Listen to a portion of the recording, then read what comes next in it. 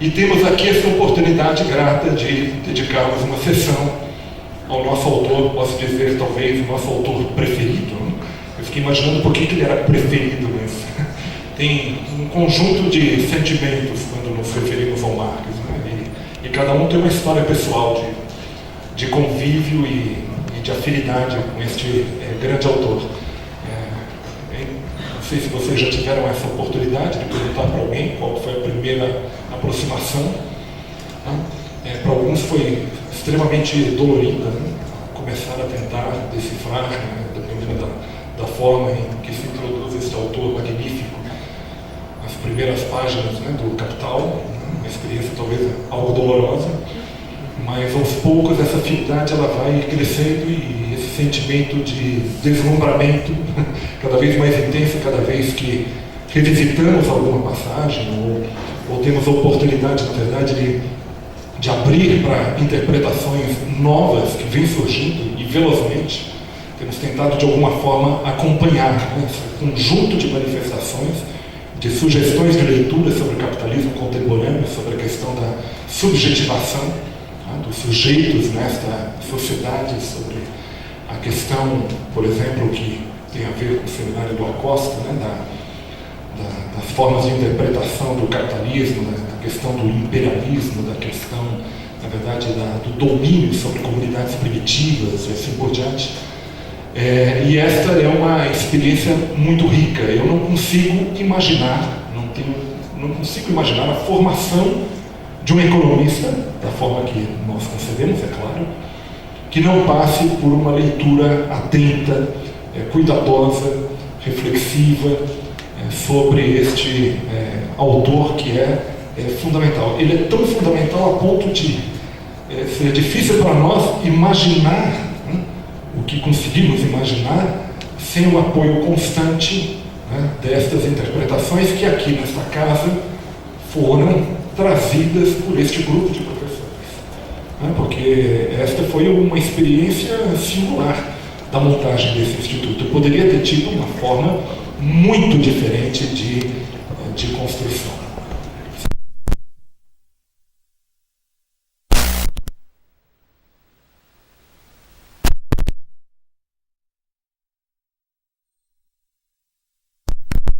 Não pôde estar, estaria hoje presente, né?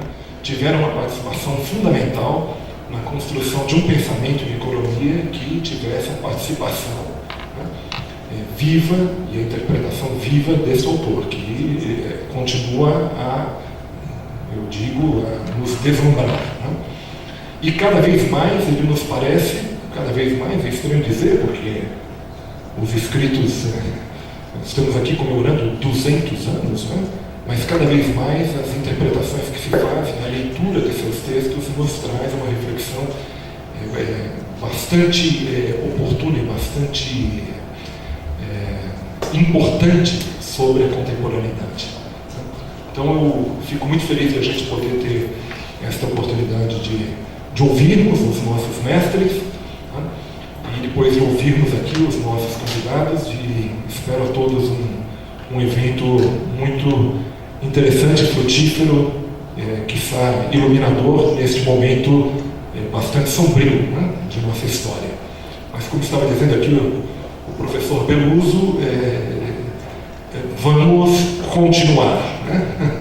Continuemos fazendo aquilo que sabemos bem, continuemos refletindo, continuemos vigilantes, continuemos, na verdade, a trafegar por este momento sombrio, com bastante determinação, com muito entusiasmo, né? E fazendo aquilo que sabemos fazer bem e quem sabe veremos, seguramente veremos, espero, momentos mais animadores para o futuro. Então agradeço muito a presença dos dois professores. Eu imagino que aqui comecemos pelo professor Beluso e eu vou me sentar ali, porque eu prefiro para vê-los de frente, não aqui de lado.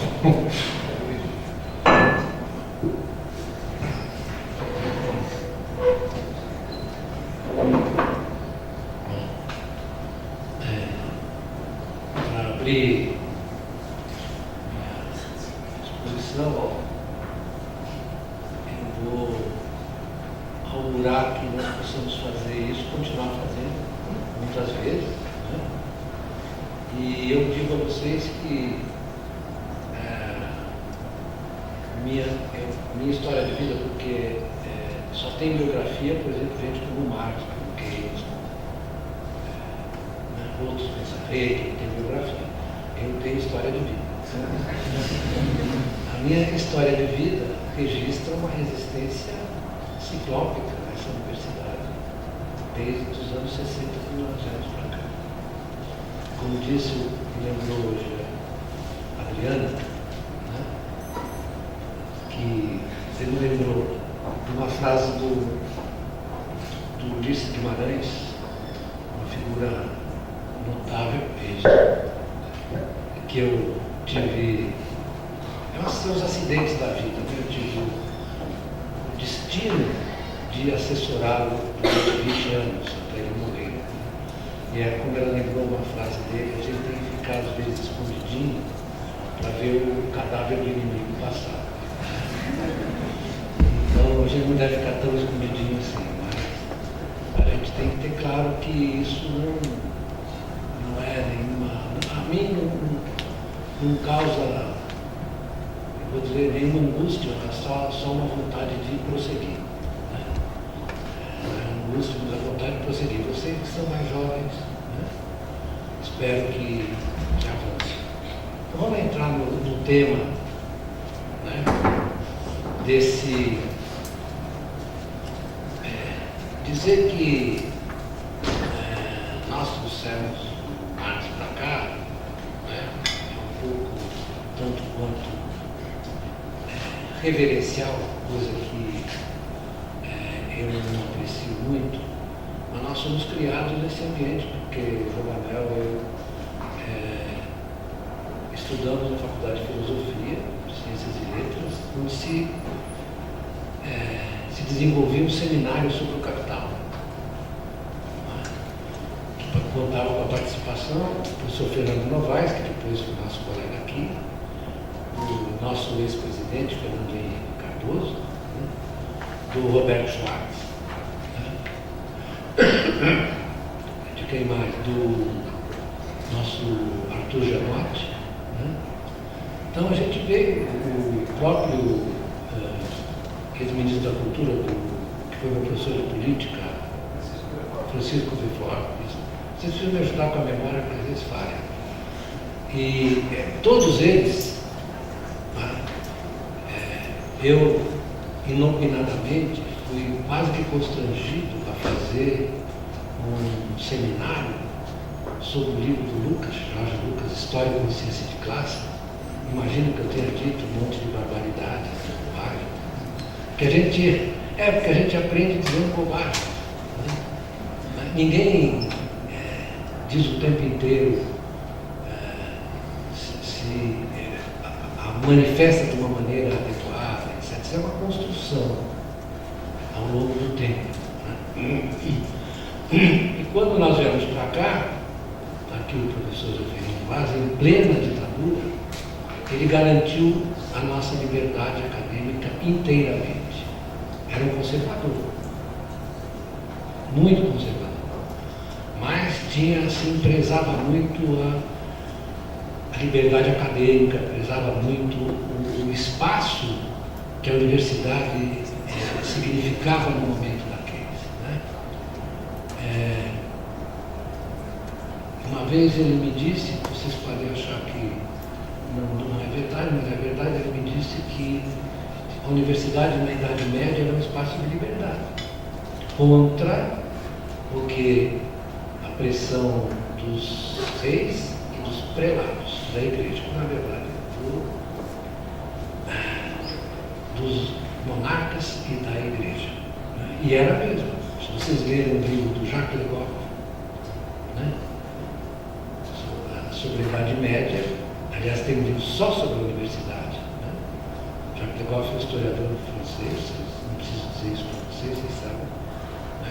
E vale a pena perceber qual é a função, qual é o papel da universidade. Então nós viemos para cá, e nesse clima, digamos, difícil, e começamos a porque o Zeferino nos convidou para cá para que nós criássemos um departamento de economia que fosse diferente da economia que estava sendo dada na USP. Ele falou isso claramente para a gente. Como nós vimos, nós tínhamos formação cepalina e, digamos, nas ciências sociais da USP, que naquela época era um centro, eu acho que continua sendo, né? Um centro de reflexão importante. Né? O Janotti tinha voltado Janotti escreveu um livro chamado Origens da Dialética do Trabalho. É isso, eu estou enganado. Eu disse, Janotti, o cara escreveu o Capital, você escreveu o Trabalho. Né? Brincando, naturalmente. Né? Então, eu começo por aí. Né? Porque eu não quero fazer uma exposição para vocês acadêmica, porque nós estamos aqui num ambiente bem acolhedor. Né? Então, eu disse que eu ia usar essa exposição para pegar umas frases do Marx que eu considero centrais. Né? Tem uma, como eu sou teimoso, né? Eu estou escrevendo um outro livro que se chama A Escassez na Abundância Capitalista. E ele vai lidar o tempo inteiro com essa contradição fundamental do capitalismo, né? Que é de gerar riqueza e ao mesmo tempo promover aquela escassez. As relações de propriedade abocanham a abundância que é produzida. Então, eu vou começar com uma expressão dele. Uma frase que eu procurei aqui no livro, mas não consegui achar. Quem se espanta com o caráter abstrato do valor não sabe que a indústria é o valor, que a indústria é a abstração in acto. Olha só essa frase. Quem se espanta com as abstrações do valor deveria entender que a produção industrial é a abstração in acto. Por que essa frase é fundamental? É fundamental porque, na verdade, dá um mote para você entender como ele constrói as relações entre. Começa com mercadoria, não é? Que é a forma elementar da riqueza da nossa sociedade. Mas a mercadoria é a categoria mais elementar. Porém, a mercadoria e a construção do capital é uma coisa terrível, porque a mercadoria já supõe o capitalismo constituído. Ele não está falando da mercadoria de uma sociedade mercantil idealizada. Não existe tal coisa. Ele está falando da mercadoria já no capitalismo. E aí ele vai desdobrando geneticamente, teoricamente, da mercadoria para o dinheiro. Não existe intercâmbio generalizado de mercadoria sem dinheiro. Só pode haver intercâmbio generalizado com o dinheiro. Senão não é possível, logicamente. E o dinheiro, como objetivo da circulação, ele vai mostrando como objeto da circulação, ele só pode existir sob a forma de capital dinheiro. Então ele vai construindo da mercadoria para o dinheiro, do dinheiro para o capital dinheiro. Ou seja, as formas elementares se desdobram nas suas formas mais desenvolvidas e mais abstratas. Ele fala de abstração real. É isso que está na frase inicial dele lá. Abstração real. O tempo inteiro o capital é um movimento de abstração real.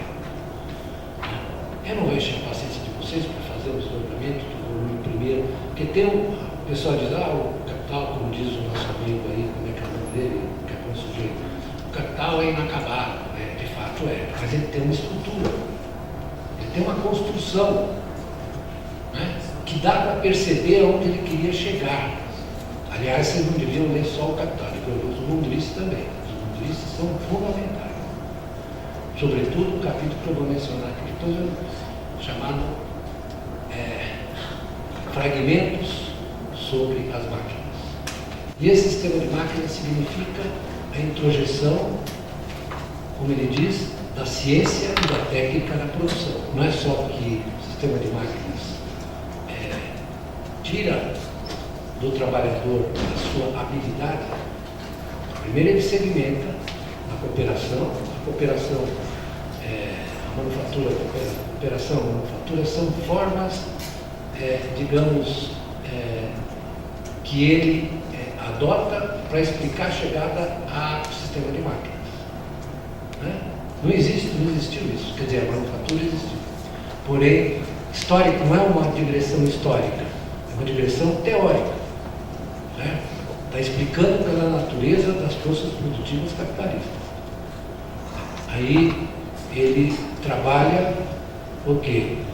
O problema da endogeneidade do progresso técnico, está botado para dentro do sistema, está dentro, é incontornável. Né? Como sistema, o capitalismo tem uma forma tecnológica que é incontornável e progressiva. Daí ele chega à ideia do general intellect. General intellect. O que é isso? São sistemas de ciência e tecnologia que têm que ser construídos para fazer com que aquela natureza do capital fixo se desenvolva. Está falando de uma coisa que nós estamos assistindo. Não é? Que a ciência e a tecnologia se ocuparam de controlar o progresso tecnológico no movimento de relação e interação com a natureza do capital fixo. O capital fixo não é só uma máquina. Ele insiste que é um sistema de máquinas. Eu vou ler um trecho para vocês vão achar que eu estou mentindo. Isso é importantíssimo. Porque ele vai da produção de riqueza abstrata. Olha só, tem um problema com o Marx, é o seguinte, o pessoal acha que o Marx está falando da exploração da força de trabalho. Está falando também. Mas ele está falando da dinâmica desse sistema, em que o objetivo é a obtenção, criação de riqueza abstrata. O que é a riqueza abstrata? É que você não pode contar a riqueza assim, são 3 cavalos, 5, não dá. Você tem que botar isso no balanço. Isso está registrado monetariamente. Né? Você registra como critério. Então, essa é a economia monetária. Economia monetária que começa com dinheiro, capital, dinheiro, riqueza potencial. Ele diz assim, se vocês acham que, por acaso, o dinheiro só se ocupa de transferir riqueza existente de um para outro, vocês estão enganados. O capital é sobretudo, o dinheiro é sobretudo no capitalismo, riqueza potencial. Porque o que ele compra, força de trabalho e meio de produção. Então, força de trabalho e meio de produção são instâncias de mediação para você chegar à produção de riqueza abstrata. Né? Então, nós não podemos perder de vista essa ideia fundamental, que essa é a ideia fundamental do capital. É em torno dela que está construindo tudo. Aí nós temos as relações entre a produção, o dinheiro e o crédito. O crédito é uma forma indelegável, intransponível de existência do dinheiro. Tem uns caras que escrevem uns livros estranhos, né? Tem um sujeito lá que escreveu um livro, eu não lembro o nome dele, que fala que o Marx, a teoria monetária do Marx é do dinheiro metálico. Eu nunca vi tal barbaridade. Né? O dinheiro, Marx fala o tempo inteiro do fato de que a forma metálica é superada por uma forma, digamos, mais desenvolvida. Quando ele fala mais desenvolvida, ele está mais desenvolvido nos termos da economia capitalista. Então, o que é o dinheiro de crédito? O dinheiro de crédito é aquele que corresponde com mais precisão às exigências desse sistema de produção. Então, você cria o dinheiro potencial, a riqueza potencial, para que o aparato produtivo possa operar. Então, é a moeda de crédito. Depois o Keynes, aliás, ele, no terceiro volume, se você me permite, acho que as pessoas são preguiçosas, porque elas não chegam no terceiro volume, né? E elas são preguiçosas, porque está lá o tempo inteiro dito, está sempre citação, o que eu não vou falar para vocês, né? Então, o tempo inteiro dito é o seguinte: isso é a forma adequada do dinheiro nesse sistema. Né? E daí ele passa por uma outra coisa que as pessoas falam, mas passa por cima, né? Que é o capital fictício. O capital fictício não é um capital que não existe, ele existe e ele é complicado. Por quê? O que é o capital fictício? O capital fictício é exatamente o rastro monetário da riqueza já construída. Ou seja, o estoque de direitos e dívidas que são criadas ao longo do processo de valorização. O tempo inteiro ele está pensando no processo de valorização. O que quer dizer isso? Não é? Essa estoque de riqueza, capital fictício. Né? São direitos sobre a riqueza que são criados a partir do caráter monetário da economia e que são avaliados, esses direitos sobre a riqueza, são avaliados diariamente nos mercados financeiros. Então você tem uma conexão entre capital dinheiro, na sua forma mais elementar, capital produtivo, capital fixo, forças produtivas, aceleração do tempo de produção com o capital fixo, sistema de crédito, que é o desenvolvimento do dinheiro a partir dessa natureza do capitalismo de produção de riqueza abstrata. Né? Você tem o processo simultâneo de centralização do controle. Quando ele fala da concorrência, né? Ele se desvia completamente da ideia de concorrência, digamos, da economia neoclássica. A concorrência para ele é um sistema de concentração e centralização do capital, que nós estamos assistindo hoje. Né? Quando você fala das cadeias produtivas globais, você está falando num sistema empresarial e financeiro que tem um grau de concentração, está escrito aqui, eu não vou repetir, né? Absurdo. Né? São, na verdade, 143 instituições internacionais de grande porte que controlam cerca de 80 a 90% da produção total. Né? Essa é a concorrência. Né? Muito bem. Daí, quais são os passos que ele dá? Quando ele fala do capital fixo, da produção de riqueza abstrata, ele está falando da desvalorização do trabalho. Certo? Desvalorização do trabalho.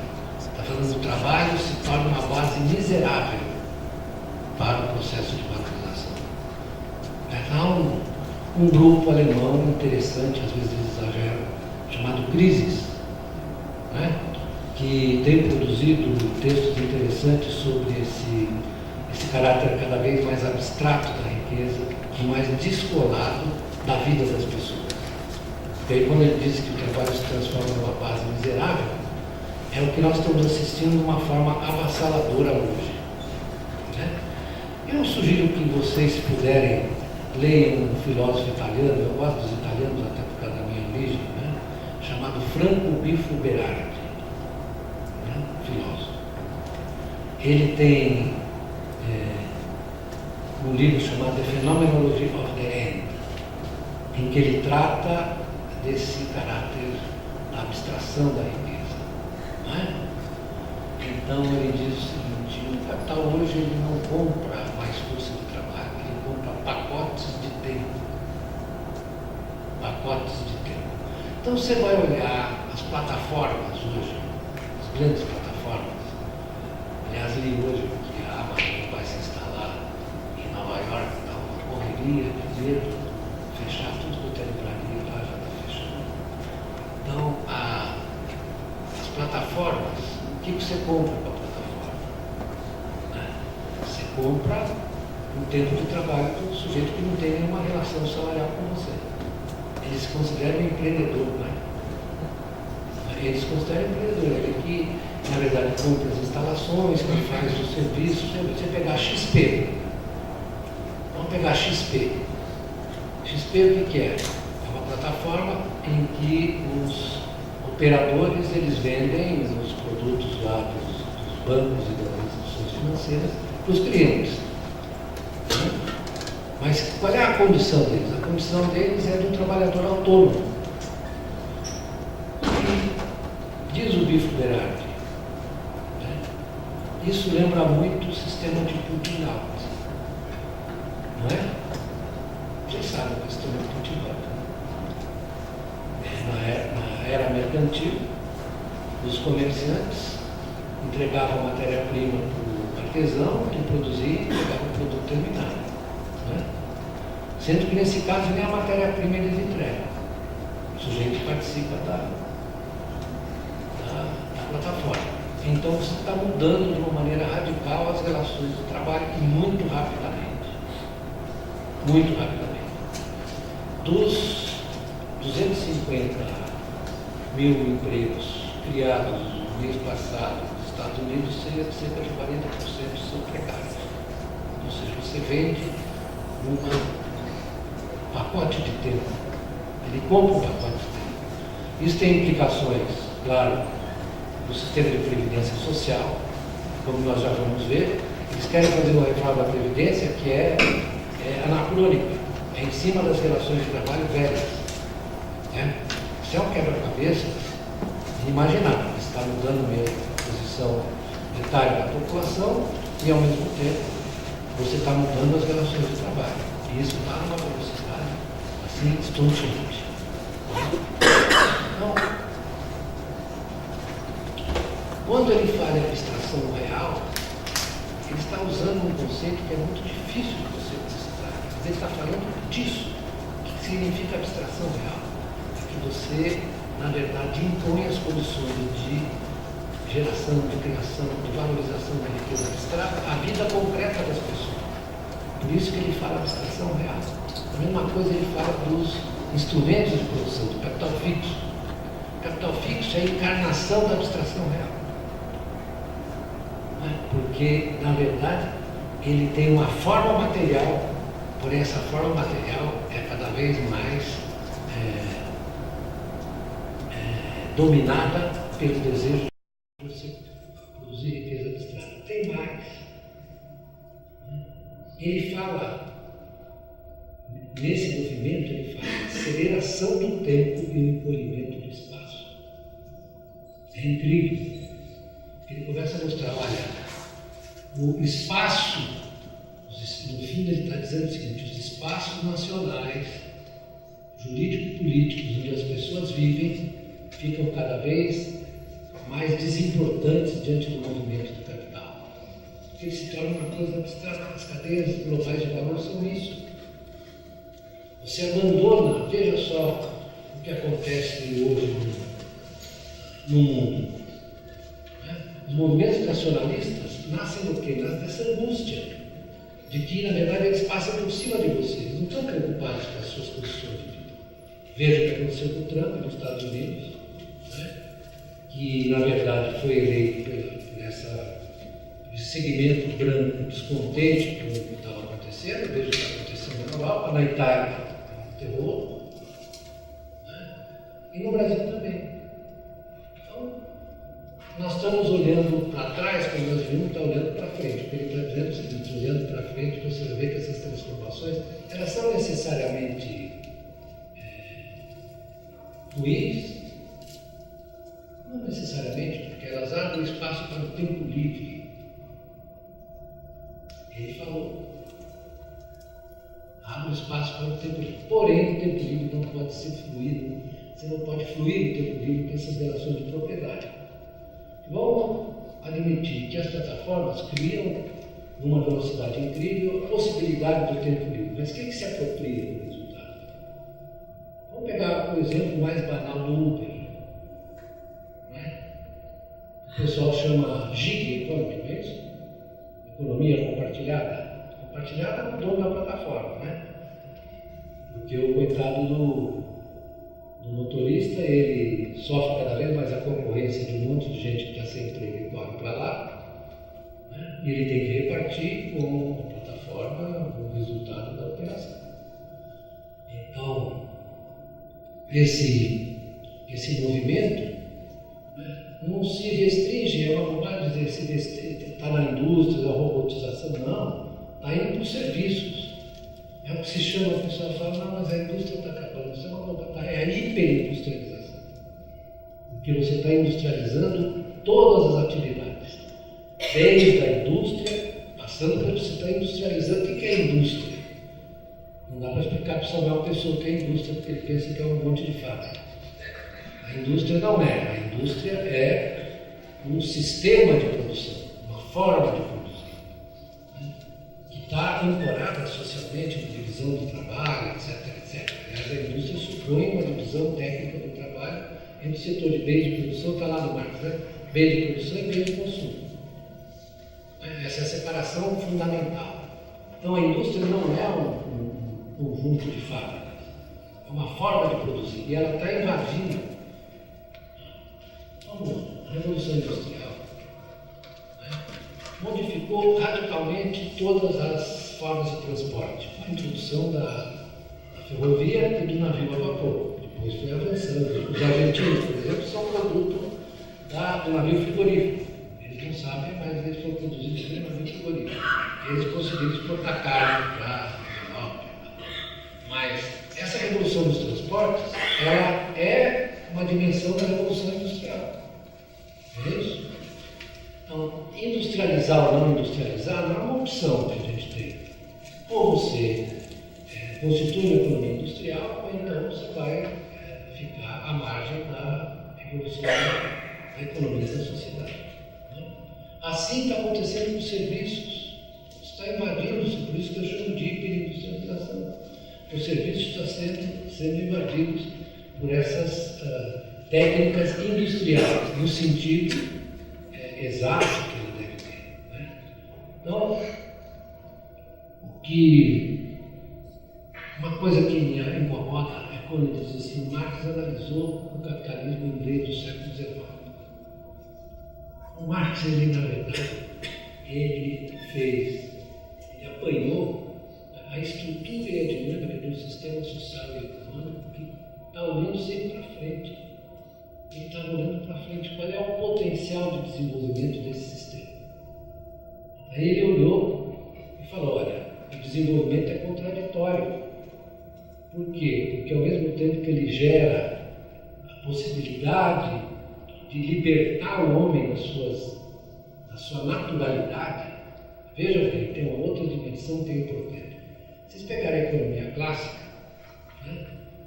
O Adam Smith e os filósofos iluministas, todos eles tinham uma ideia de natureza humana. Então eles tentaram colocar aquela economia mercantil que estava surgindo dentro dos moldes de uma economia natural. Quem era o protagonista? Era o indivíduo.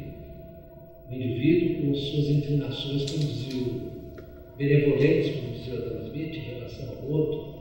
E a troca estava estabelecida entre dois protagonistas. No fundo, o Walras fez o quê? Generalizou a troca entre dois protagonistas para... O Adam Smith é um pouquinho mais sofisticado. Mas se você pegar os Givols, por exemplo, o Walras, eles pegaram essa visão natural do intercâmbio de mercadorias, né, e estenderam para o conjunto da sociedade. Né? Quer dizer, na verdade, você não tinha...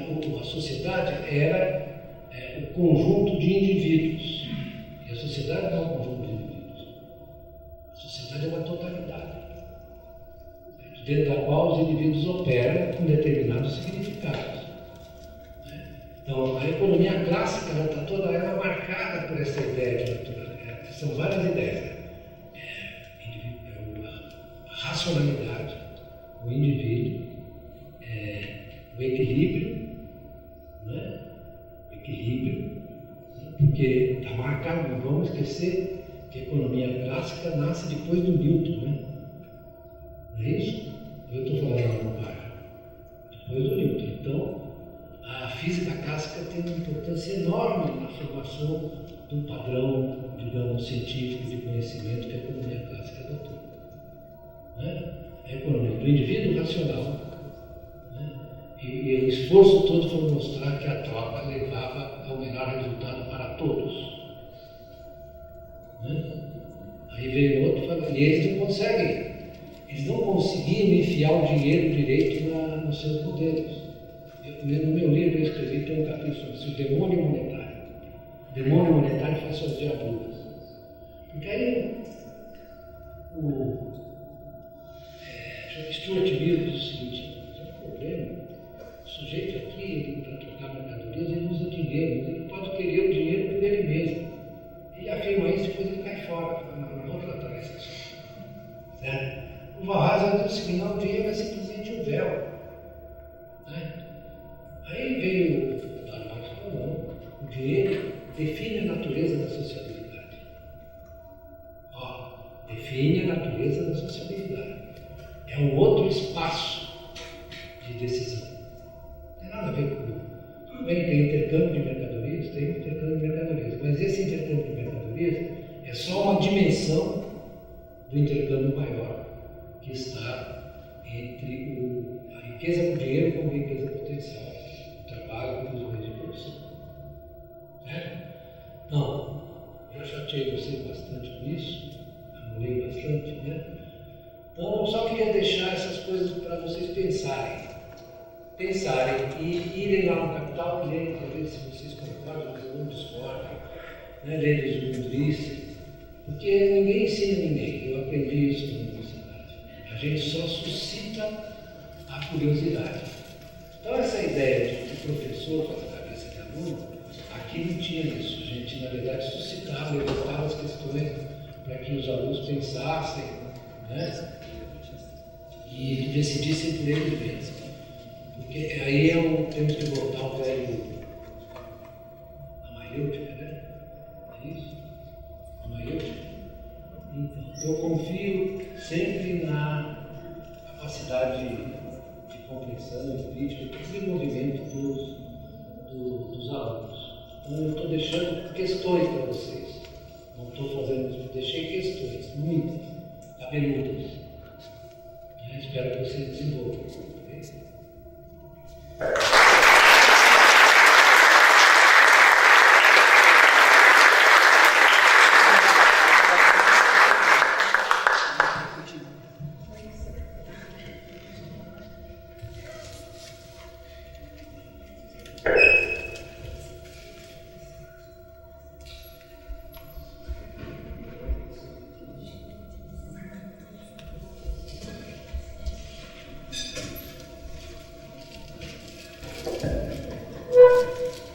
Boa tarde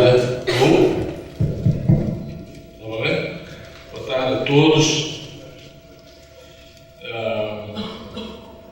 Muito bom que esteja a ocorrer esse evento aqui no Instituto.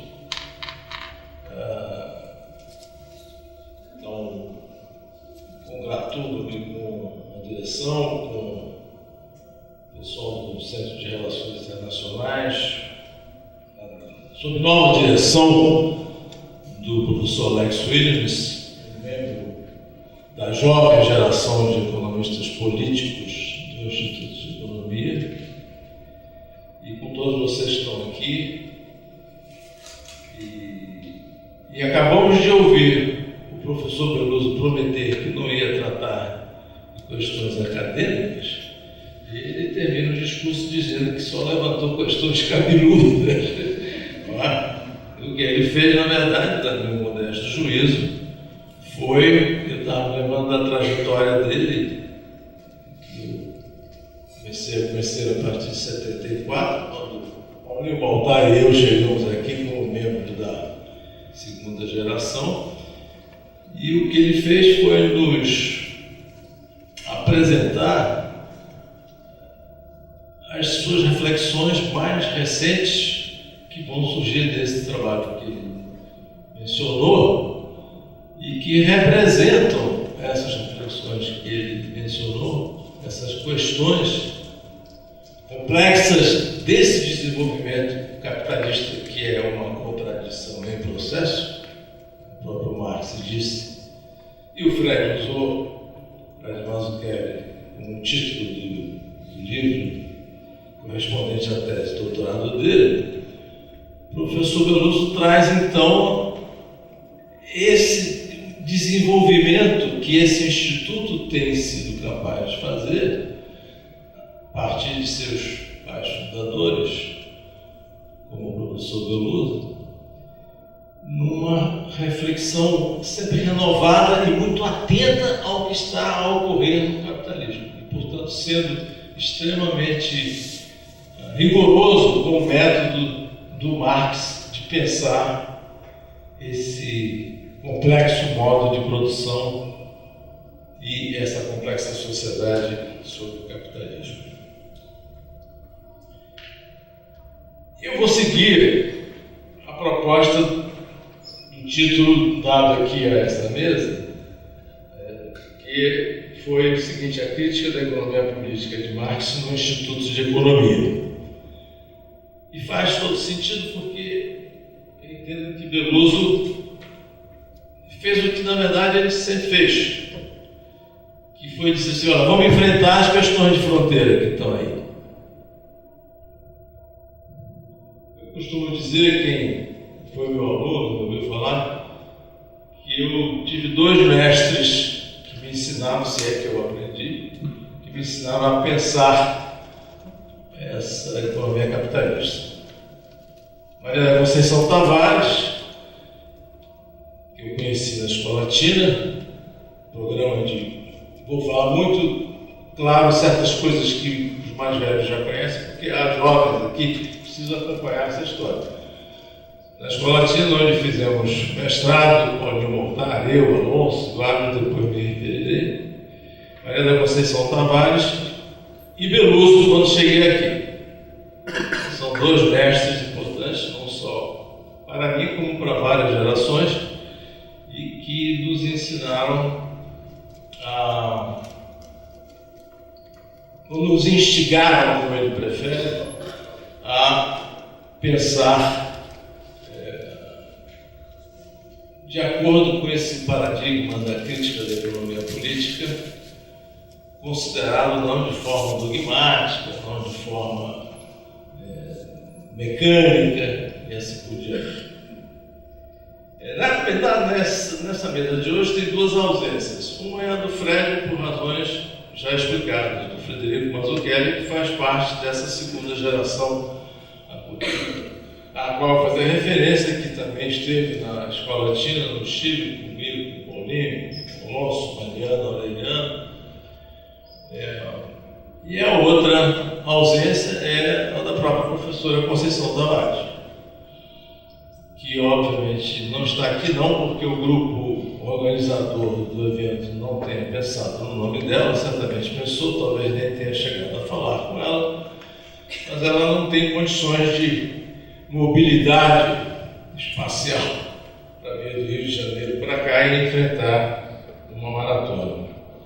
Inclusive, parte da minha fala, por essa razão, a ausência dela, vai ser, dado que tem que se falar da história da crítica da economia política no Instituto de Economia, Beloso já deu sua contribuição, é tentar resgatar um pouco da contribuição da Conceição. Agora, eu queria ir direto ao ponto da proposta do título dessa mesa. A crítica da economia política de Marx no IE. E eu diria o seguinte: é uma história de êxito, porque há várias gerações, desde 1974, começar pelas teses dos pais fundadores, como Beloso, João Manuel, Wilson Cano, a própria Conceição, que se movia entre a UFRJ, no Rio de Janeiro, e a Unicamp, até os dias de hoje, têm surgido dissertações e teses que fazem valer essa trajetória teórica essa trajetória de conhecimento que nasceu no Instituto. Quando me refiro ao Instituto de Economia, é claro que começa com o Departamento de Economia e Planejamento Econômico, que o Peluso fez referência, quando mencionou o contato com o reitor Zeferino Vaz. E ali começa uma história de êxito, eu diria, porque isso aqui não foi, desde o início, um mero instituto de economistas. Não foi um mero instituto de economia. O Instituto de Economia, nome que veio nos anos 80, né, 86, se não me engano, 1986, o DEP se moveu para o Instituto de Economia, saiu do Instituto de Filosofia e Ciências Humanas e denominou-se Instituto de Economia. Mas, desde o início, não só o Peluso mencionou a formação dele, João Manuel, não eram só economistas, era muito mais do que isso. E o Instituto de Economia, quando é fundado aqui, nos anos 80, quem é que compõe esse Instituto de Economia? Estou passando a minha interpretação. No que eu estiver equivocado, tem aqui um pai fundador para me corrigir, complementar, etc. e tal. O Paulinho também foi me ajudar. Havia economistas, desde logo, majoritariamente economistas políticos. Economistas políticos. Isso é importante dizer. Havia sociólogos, havia historiadores, havia cientistas políticos. Portanto, era um instituto de economia que era muito mais do que o que fazem em geral os institutos de economia. E aí reside, a meu juízo, nesse esforço de conhecimento mais amplo, que não se restringe meramente ao campo da economia, devido a esse conjunto de esforços, de um trabalho coletivo e do próprio caráter da formação dos pais fundadores desse instituto, o antigo DEP, que já trazia esse pensamento mais amplo, mais totalizante, que teve origem no Marx como um pensador realmente moderno, junto com Durkheim e o Max Weber, da sociedade capitalista. Coisa assinalada, por exemplo, pelo Hobsbawm, no seu, creio que é o último livro dele, né, How to Change the World, Como Transformar o Mundo, de 2011, onde ele reúne uma série de ensaios que ele escreveu ao longo da vida.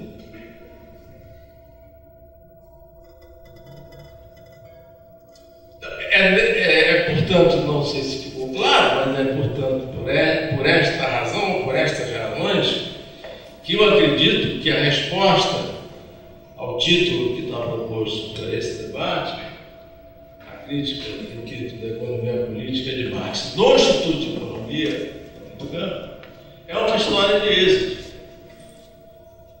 Apesar das dificuldades que os últimos anos têm apresentado. Não é só o momento atual brasileiro, mas os últimos anos de problemas que vêm acontecendo mundo afora e no Brasil em particular. Porque as últimas gerações aqui do Instituto, dele que estamos falando, têm sido pressionadas por critérios de produção, de produtivismo, de ter que escrever N artigos por ano, senão não atende determinados critérios, etc. e tal. E todos esses fatores precisam ser administrados de tal maneira que não comprometam os êxitos que foram conseguidos, no sentido que mencionava, dessa produção do Instituto, porque pensar essas questões é algo extremamente complicado. Como todos sabemos, aqui já que temos mais experiência nesse tipo de trabalho. Então, o desafio que nós temos pela frente é, na verdade, manter essa característica do Instituto de Economia da Unicamp.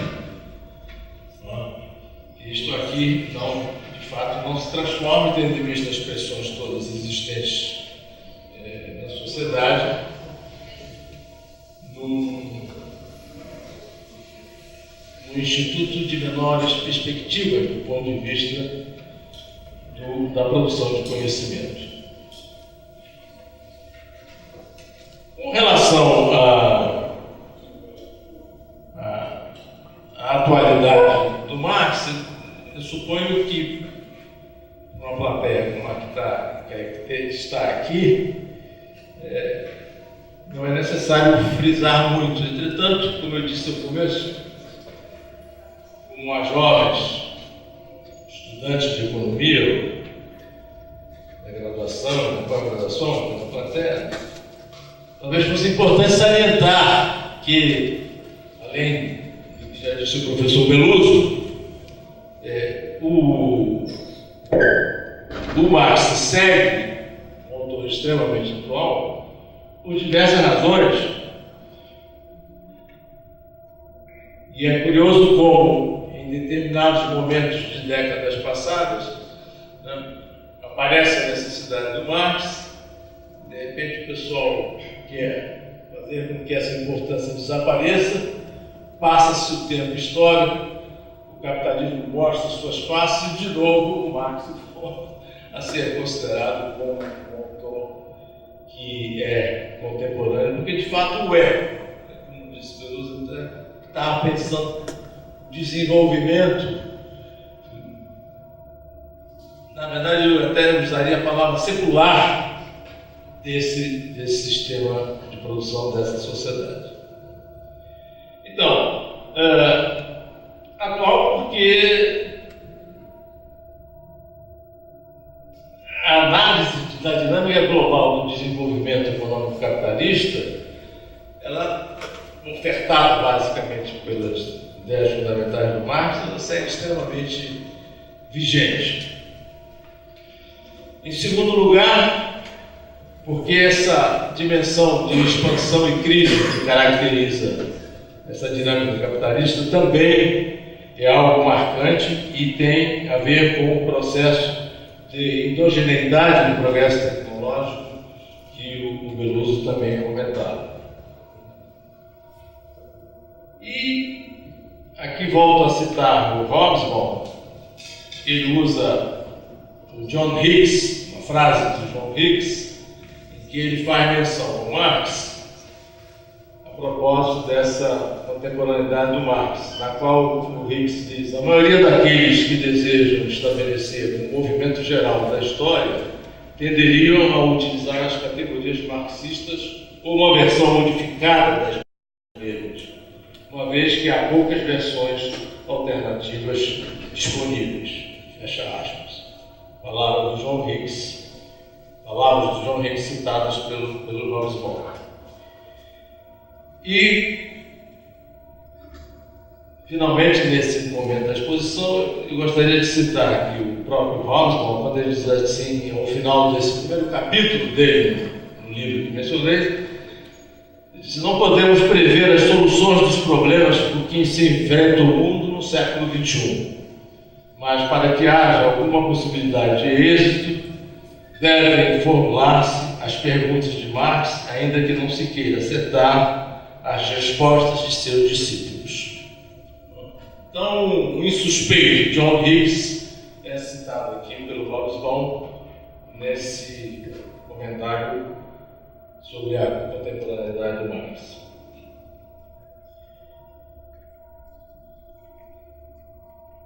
Eu mencionei há pouco, passo a um outro aspecto aqui da exposição, a questão das teses e dissertações que têm sido produzidas aqui no Instituto ao longo do tempo, que têm referência com Marx. Então eu pedi o Alex me informou que que ele, o Borg, isso entendi, tinham feito um breve levantamento que eu queria usar como uma ilustração rápida. Que é um levantamento incompleto, porque tem períodos que não foram cobertos por esse levantamento, ademais há uma falta de indexação. E essa busca que eles fizeram acerca das teses e dissertações, ela abrange o termo Marx, em derivados, caso consta no título, assunto, palavras-chave, o resumo das mesmas. E eles chegaram a uma primeira observação que diz que, em média, você tem 2 dissertações ao ano que tem referência com a temática do Marx e algo mais do que uma tese de doutoramento por ano na mesma direção. E vocês dirão, bom, mas o que interessam esses números? Eles são importantes porque são todos trabalhos de altíssima qualidade, eu poderia garantir. É claro que eu estou brincando, mas a natureza desse levantamento demonstra essa importância da produção de conhecimento aqui no Instituto, no sentido que eu estava mencionando.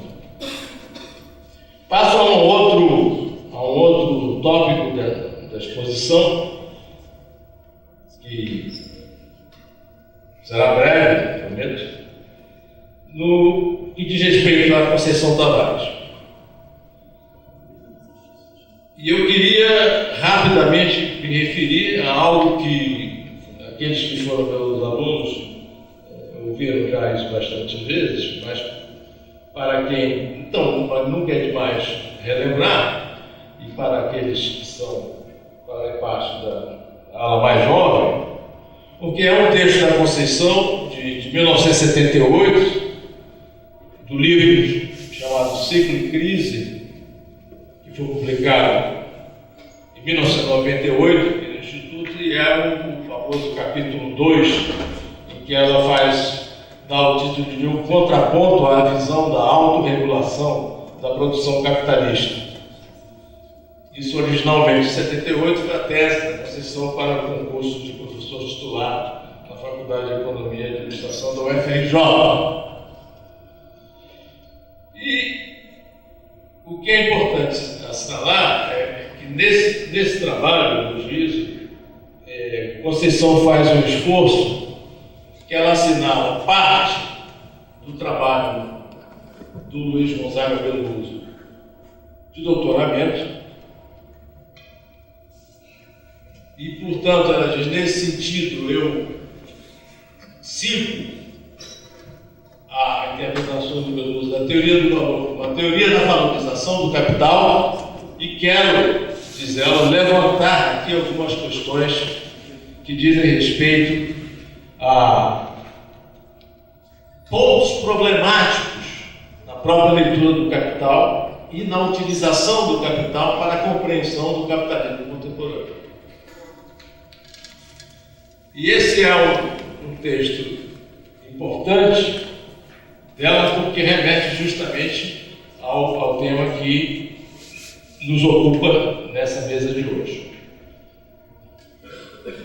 E ela está fazendo uma crítica à visão da autorregulação no sentido daquela leitura marxista que entende que, através de um processo de autorregulação pelas crises periódicas que teriam a função de repor a equivalência entre valor, trabalho e preço, ou se poderia dizer, entre repor uma equivalência entre a riqueza fictícia que deveria se ajustar à riqueza produtiva, ou o lucro geral monetário que teria que se ajustar ao lucro produtivo com base na mais-valia. Então, remete também a essa questão importante que o Beloso mencionou quando ele fez referência ao capital fictício. E ele disse, é o rastro monetário da riqueza já construída. Então, o movimento de Marx na teoria do valor, como a teoria da valorização, é um movimento que vai desembocar, digamos assim, na discussão importantíssima do conceito de capital fictício, que faz parte do processo da teoria do valor como uma teoria da valorização nele, Marx. E esses problemas que Beloso e Conceição, aqui no caso, enfrentaram, são extremamente relevantes porque, até hoje, é da maior complexidade, da maior importância, e são processos de valorização que se renovam em simultâneo a essas modificações tecnológicas, entre outras, e cuja compreensão muitas vezes segue obstruída por essas visões de uma espécie de autorregulação que as crises periódicas do capitalismo fariam, utilizando-se, por exemplo, a mais-valia como uma âncora do sistema. O pessoal fica procurando sempre uma âncora do sistema. Então tem alguns marxistas que ficam procurando. Não, a mais-valia é uma âncora do sistema. Como o professor disse, comentando Gianotti, a dinâmica e o livro fundamental é sobre o capital e não sobre o trabalho. Porque sobre o trabalho, o movimento que ele mostrou foi, a Conceição acentua muito isso. Olha, processo de valorização e isso junto com o Beloso. Escreveram coisas juntos também, não sabemos.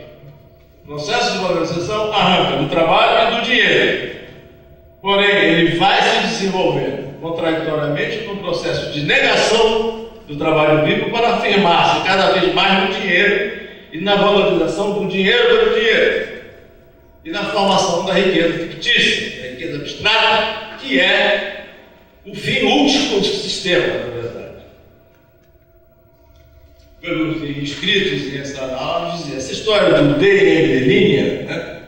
Dinheiro, mercadoria, dinheiro, isso é um calvário. Se pudesse, eles pulavam. Porque o negócio mesmo é o D de linha. Tá certo? Então, é essa questão fundamental que a realidade histórica do capitalismo vai pondo e repondo sob diferentes formas, ou variadas formas ao longo do tempo histórico, e a gente sempre precisa ficar atento e olhar de fato o que está acontecendo para não ficar repetindo mecanicamente e aí errar, mas para capturar a natureza, essa natureza desse sistema. O que eles falam em termos, aqui é muito simples, nas notas preparatórias da teoria geral. O professor Beloso, em algum momento aí do tempo, não vamos dizer em que ano foi, me passou para ler e ele diz lá, olha, está aqui. Não dá os devidos créditos. Quando saiu? 79. 79, né? Então, aí está aqui. Qual é o objetivo? Aqui o objetivo é simples. Ele tem uma quantidade de dinheiro, ele tem que sair com uma quantidade de dinheiro maior. Ponto.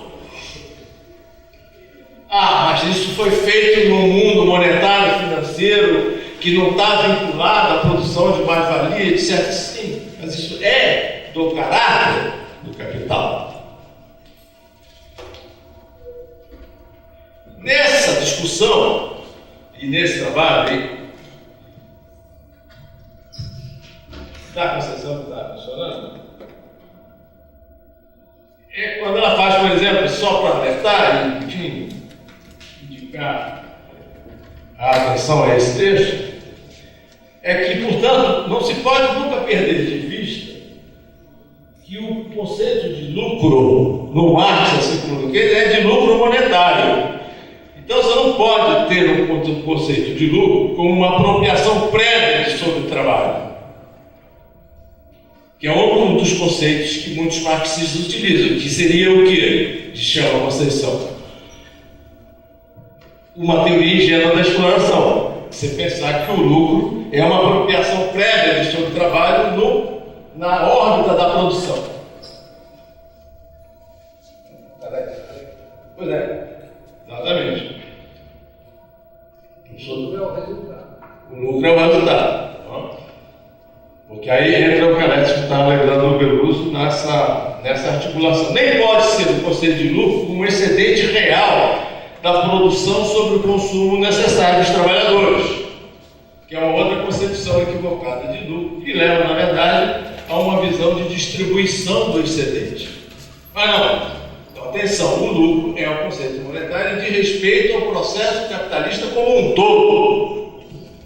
Então tem que levar em conta as órbitas da produção de mercadorias, da circulação de mercadorias, realização das mercadorias e da circulação do dinheiro capital, ao qual o Veloso fazia referência há pouco tempo. Se não se pensa essa totalidade, não se entende o processo de expansão e crise do sistema, não se entende o processo de transfiguração da mais-valia em lucro monetário, etc, etc, etc. Eu dizia que esse texto da Conceição tem tanta importância porque ela, na tradição deles, dos nossos contemplados, dos nossos pais fundadores, vai enfrentar as questões sem qualquer temor, nas palavras dela, de enfrentar os erros, entre aspas, as questões obscuras e buracos do texto do próprio Marx. Ou seja, vai enfrentar as questões por complexidade. Qual complexidade? É do capital como uma contradição em processo. Que está sempre abrindo desdobramentos que até o próprio método do Marx, o próprio método do Marx bem utilizado, ainda assim é difícil perceber.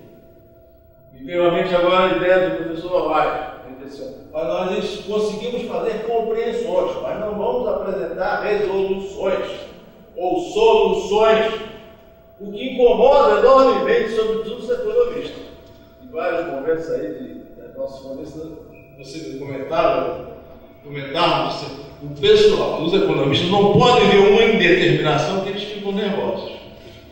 Querem logo fechar o modelo. Não é isso, professor? Quer agregar alguma coisa? Não. Eu concordo com o que ele está dizendo. Porque aí tem toda essa discussão da economia como uma área de conhecimento. E você querer aproximá-la. Eu estava lendo hoje a carta dos economistas brasileiros. Pega a carta do Paraguai. Você leu isso, cara? Leu? Tá bom. Eu vou me sossegar, porque eu não tenho medo da sossegar aqui. Mas é uma coisa, né? Porque é o seguinte, eles têm uma visão da economia como um sistema fechado. Então, mais que isso, eles querem reduzir a economia a uma ciência impossível, uma ciência como se fosse uma ciência física. Tá ligado? Então, eu recomendo fazer uma sugestão aqui para vocês sobre esse tema dos métodos, etc. Tem um texto do Alietá, chamado, não vou falar em francês porque é frescura, né? A prova em economia. Na verdade, a preuve en economia. Né? Se vocês quiserem, eu coloco à disposição. É um texto muito inteligente, muito simples, relativamente, que eu acho que ele começa com a ideia de tempo. Não é isso? Quer dizer, a ideia de tempo. Na verdade, se nós pegarmos, vamos pegar o Valras. No Valras não há tempo, certo? Aí vieram dois. Os dois lá, Erro e Debreu. Aí eles falaram, vamos inventar o tempo. Então eles inventaram mercados em várias datas finitas. Ou seja, eles eliminaram o tempo.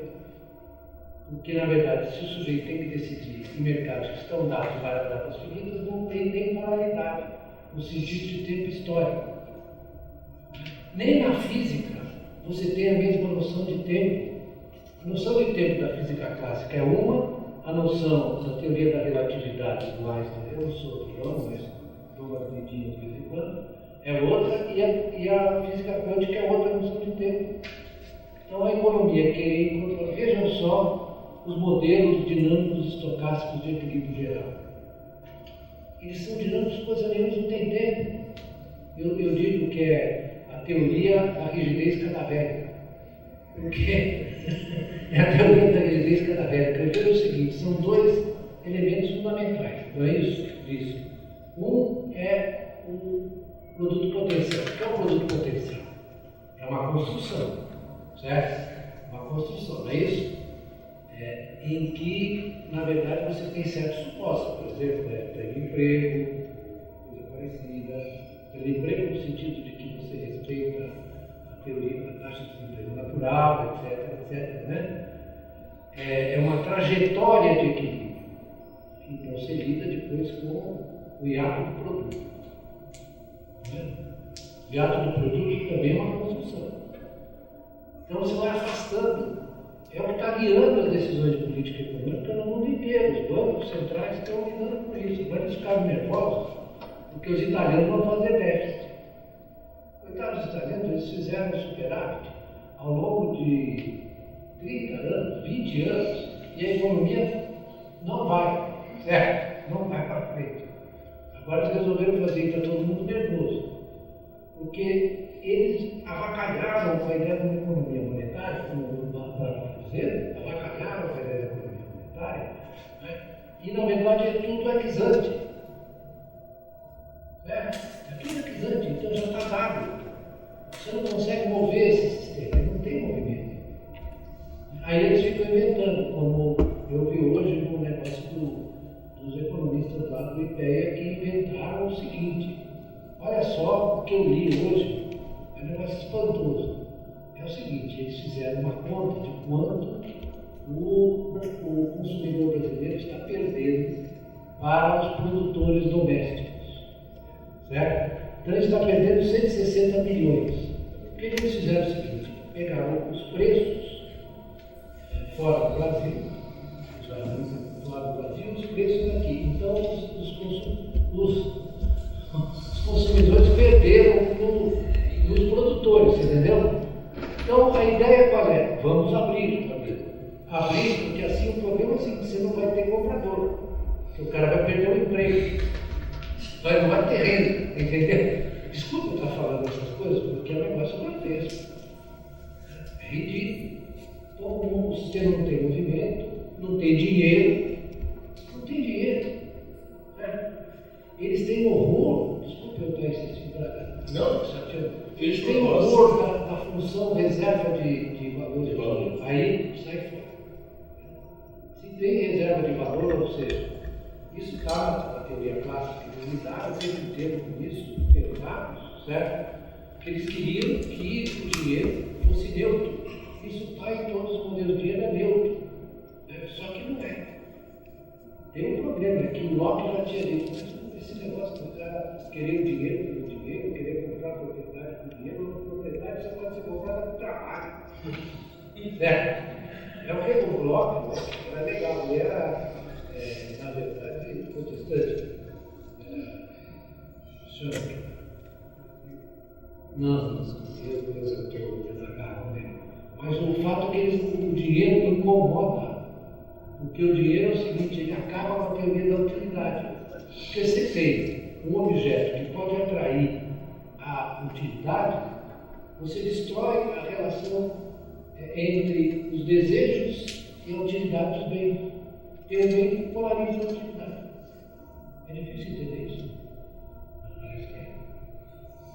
Porque aí é o seguinte, se você não concebe o dinheiro como, na verdade, um objeto não é só de desejo, objeto da produção desse sistema, você não consegue entender o sistema monetário. Um fim em si mesmo. Um fim em si mesmo. Mas isso destrói toda a hipótese da teoria clássica, da utilidade. Não sobrevive.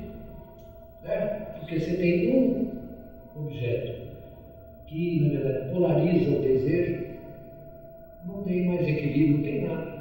O Valhalla só jogaria na ponte. Bom, já falei tudo. Pois é, então, e o professor Veloso passou aqui nesse convite que ele aceitou a esse diálogo, justamente acentuando isso, que a economia não pode ser vista como um campo fechado. Então, isso é próprio a essa ideia do modo de pensar do Marx e do próprio Keynes. Chaco, aliás, foi um autor importante na definição mais profunda, teórica, metodológica, dessa impossibilidade de que a economia pudesse ser pensada como um campo fechado. Então, portanto, acelerando aqui a minha conclusão,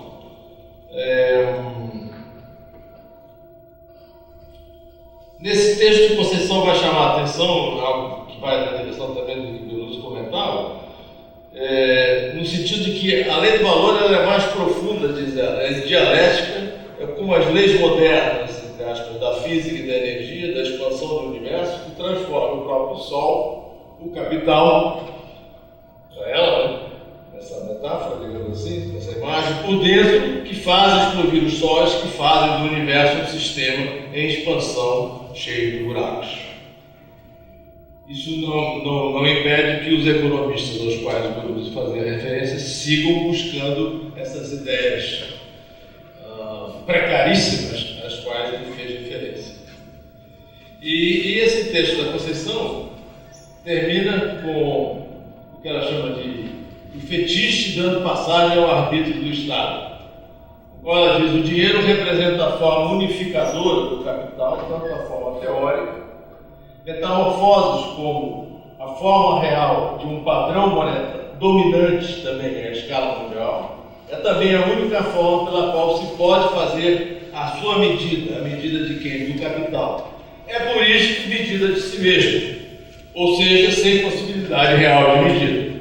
Mas os economistas seguiram tentando em vários momentos fazer a medida do capital. Então essa também é outra importante chamada teórica que aparece nesse texto. E ela conclui: o real do capitalismo contemporâneo não é racional. Não é racional no sentido de que, na dinâmica contraditória de Marx, o movimento do capital vai negando suas próprias origens. E ele é o limite de si mesmo.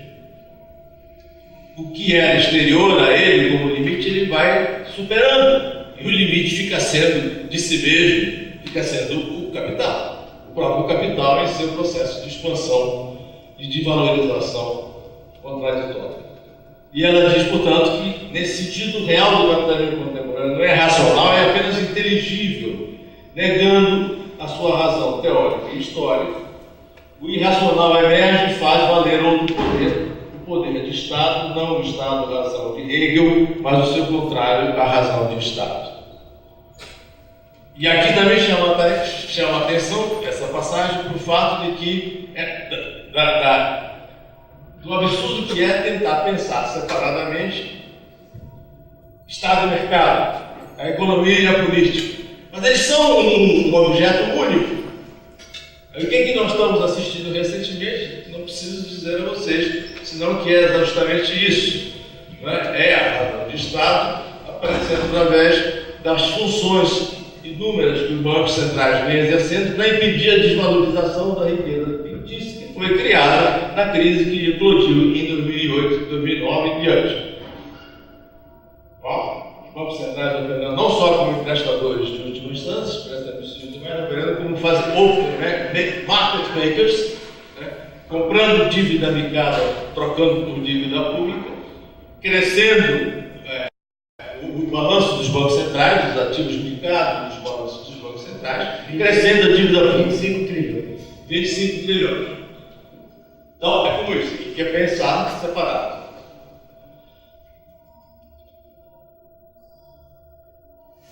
Bom, então aqui, caminhando para o encerramento,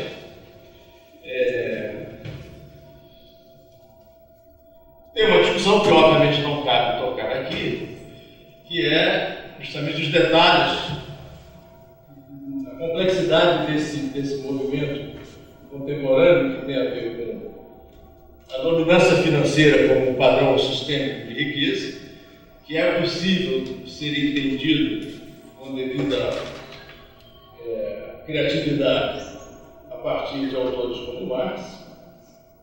O Beluso, aliás, chamou uma frase que eu considero extremamente feliz, dizendo, num artigo que você fez na Carta Capital, em 2016, você diz: o domínio da finança, ou seja, o o capitalismo reinventado segundo sua natureza, entre aspas. Então, esse é um ponto deixado para a reflexão de vocês. E, por fim, sobre o futuro, presente e o futuro do Instituto de Economia. E, além daquilo que eu já disse no início, ou seja, sigamos, do ponto de vista da composição, com aquelas características mencionadas logo no início. Ou seja, não é, chama-se Instituto de Economia, mas não é só um instituto de economistas, entre aspas.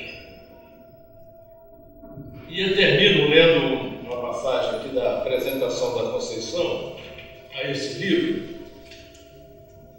que diz o seguinte: depois dela se referir à teoria econômica e à economia política, ela diz assim, a crítica, diz Conceição, a crítica da economia política, que voltou à moda ultimamente, ela estava em 1978.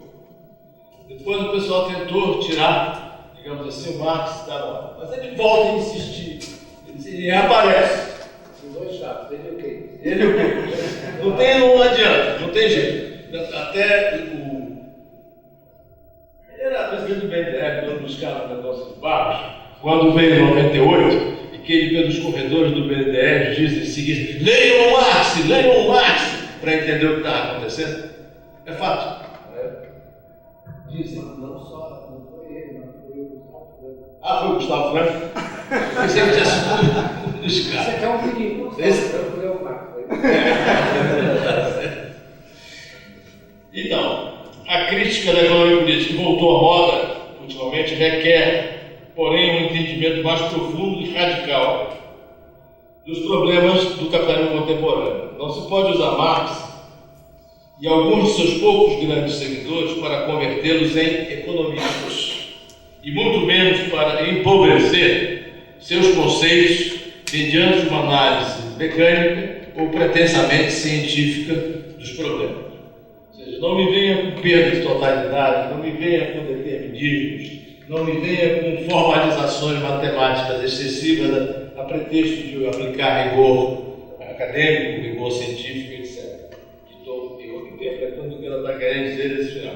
A formação analítica de um economista, sobretudo a de um professor e pesquisador, deve passar por todas as tradições e guardar delas a distância necessária para não ser aprisionada pelo seu método. Cada um deve refazer por si mesmo, com paciência e audácia, o estilo de análise que lhe parecer mais conveniente na luta pelo conhecimento, na luta por conhecer o mundo e tentar mudá-lo, na medida que lhe permitirem as suas próprias forças e as forças sociais entre as quais se situa. Aqui eu fecho e espero que o presente e o futuro do Instituto de Economia siga nessa direção e na direção que o professor Beloso mencionou. Obrigado.